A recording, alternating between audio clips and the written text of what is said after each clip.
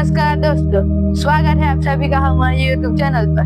मैं हूं आपका प्यारा ओम और सबसे पहले आप सभी का दिल से धन्यवाद पिछले पार्ट में इतना प्यार देने के लिए। आपके लाइक और सब्सक्राइब ने हमें इतना मोटिवेट किया है कि अगला पार्ट हम बेहतरीन से बेहतरीन बनाए।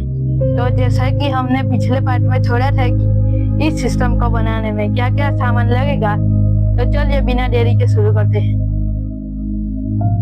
तो सबसे पहले हमें चाहिए एक पीवीसी पाइप। ऐसे आपको 8 पाइप लेने होंगे एक मजबूत और टिकाऊ सिस्टम बनाने के लिए। इसकी चौड़ाई होगी 3 इंच और लंबाई होगी 5 फुट। एक पाइप में ऐसे 8 पौधे लगेंगे, यानी कि टोटल 64 पौधे लगेंगे।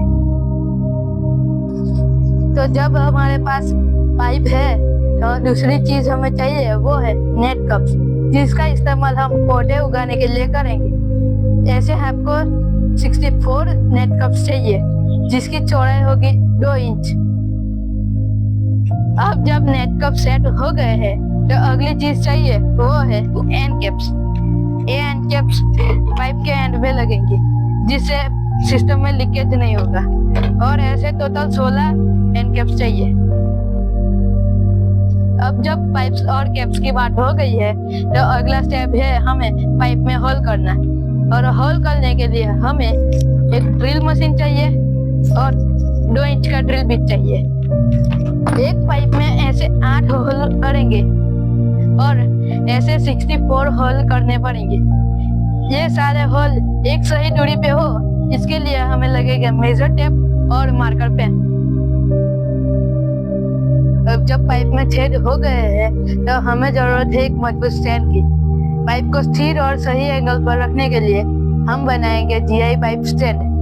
जीआई पाइप इसलिए क्योंकि वह मजबूत होता है, टिकाऊ होता है और स्थिर होता है। अब जब स्टैंड भी सेट हो गया है तो पानी को पाइप तक पहुंचाने का इंतजाम करते हैं।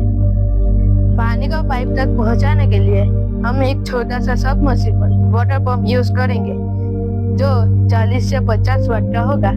इसका इस्तेमाल हम टैंक से पानी को पाइप तक पहुंचाने के लिए और पाइप से टैंक तक पहुंचाने के लिए करेंगे।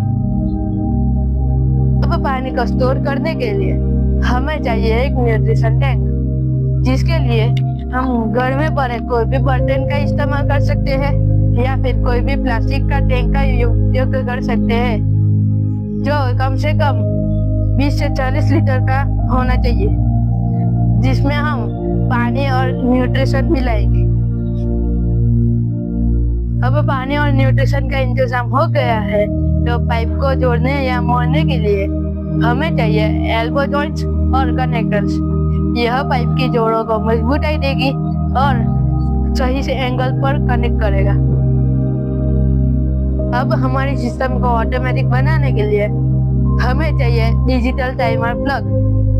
पंप को कब चालू करना है, पंप को कब बंद करना है, यह टाइम सेट करने के लिए यह प्लग बहुत मददगार होगा। अब हमें पानी की मात्रा को जांचने के लिए हमें चाहिए पीएच मीटर और टीडीएस मीटर। वैसे तो पौधों के लिए पानी का पीएच 5.5 से लेकर 6.5 तक होना चाहिए।